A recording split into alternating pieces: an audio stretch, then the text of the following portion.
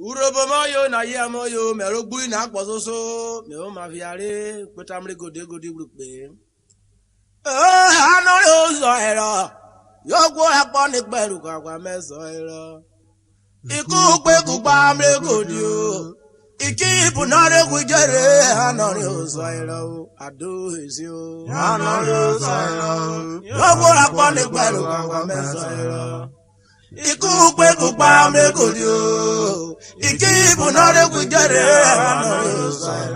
anore ozo ero yogwo apo ni peru kwa meso ero iku pe ku pa mre gode o ikipu na re gujere anore ozo ero ado ezi o anore ozo ero yogwo apo ni peru kwa meso ero iku pe ku pa mre gode o ikipu na re gujere anore ozo ero URHOBO moyo na ja moyo merogbu na akpososo me o ma fiare beru me onu ogbikun ona breva wo bori shashi buru e gogana de botoye yapa na fure mine wo bori shashi buru e gogana de botoye yapa na furu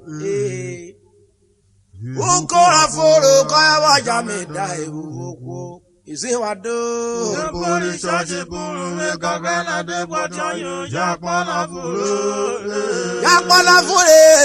bori shashi buru e gogana de botoye yapa na furu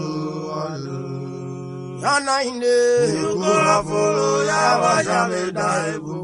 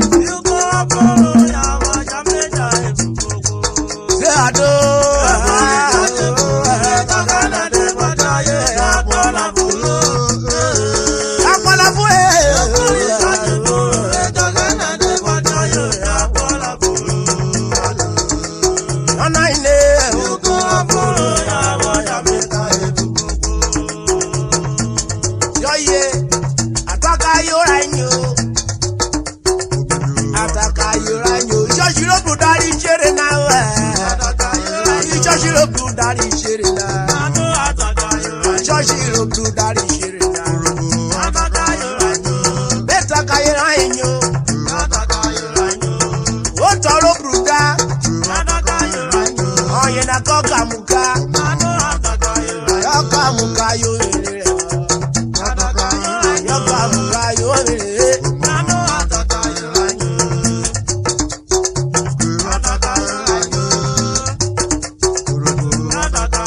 Akpọrọ warire memnalo. Ìṣọ̀ṣẹ́ lè kọ èrè rọ. Áfíríkà rọ. Ṣé rọ. Kátólíkì rọ. Bàmtísì rọ. Ìṣọ̀ṣẹ́ lè mẹ́mẹ́rin kéye. Ọ̀kẹ́ náà ìṣọ̀ṣẹ́ náà wà rọ. Irú ẹrúrú robo. Anabọ́rọ̀ ayé. Ogodeku. Anabukoro bí yọkùrọ̀ ké. Ọ̀kídé rí ẹgẹ́ fífi o. Ọmọ akọ́bí rògbò ọ̀kẹ́.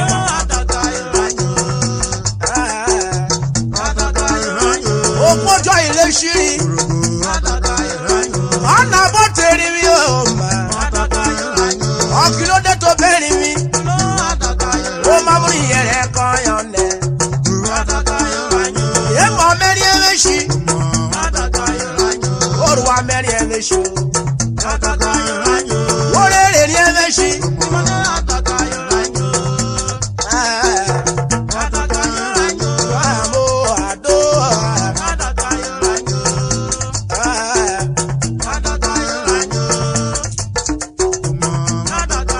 Ìjọ́jì ló bù dárí ṣeré náà. Wà á mú ọ̀nà ìdè. Ó gbìyànjú gbogbo nyòkó ẹ̀. Ó gbogbo gbìyànjú.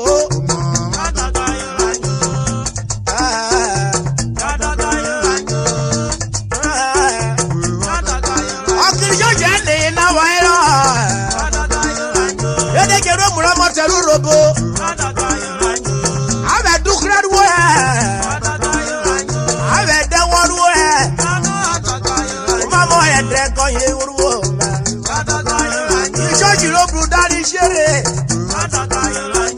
Afẹ́rọ́ kẹwàá náà. Ẹ̀dẹ̀ wọ̀ fẹ́ dúkúrẹ́. Oyè wúrú múra mọ́tẹ́lú robo. Oyò wíri. Ètèrè kọ́ ya tó a. Orome na dẹ́rù ọ̀ka.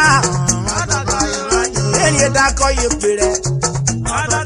Ayé dẹ́rù fún ilé wọ̀rù emu na. Abẹ́ ẹ̀dẹ́ yẹn na wòrú ẹ̀. Abẹ́ ẹ̀dẹ́ yẹn na wòrú ẹ̀ ọ̀ma.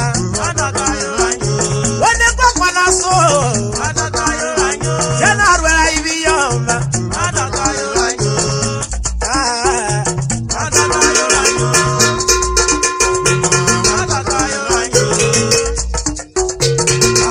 Ìjọ́sí ló bù dárí ṣeré.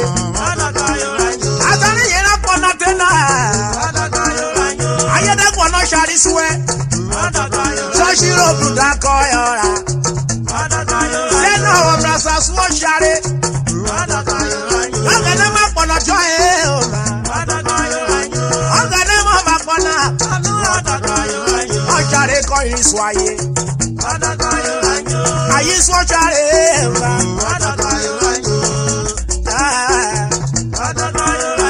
Ọ̀pọ̀lọpọ̀ kan náà ọ̀ma. Ọmọ kọ́tù dédé lọ́sẹ̀ mọ́ ní o. Ọ̀kìrì jọ́sí rọ́bù dá ọ̀ma. Wọ́n á mú ọ̀nà ìgbé. Wọ́n ní mú àdó ẹ̀. Ìjọ́sẹ̀ ní ọmọrin náà. Wọ́n náà bẹ̀ tó ta. Wọ́n kì í jọ́sí rọ́bù dárí ṣẹlẹ̀ náà.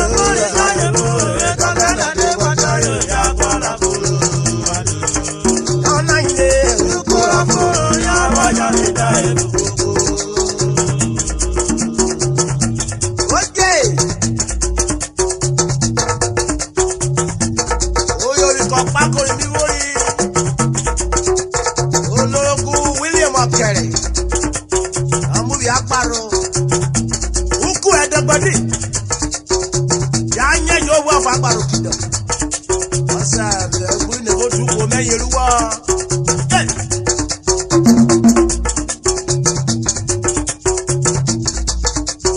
Ológun Samson egbe.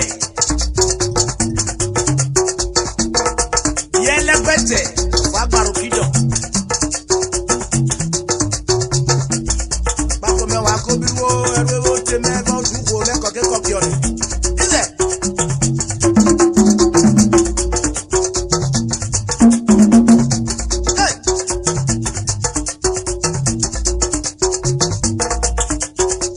Ológun edeso. Ose me ro gbe ne vo du ko me pe won. Yora paro.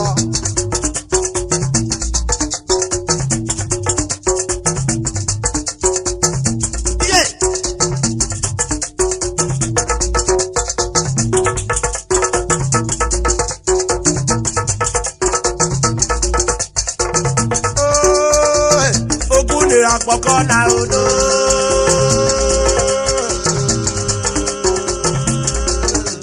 Ó dúró gbòòrò mẹ́wàá.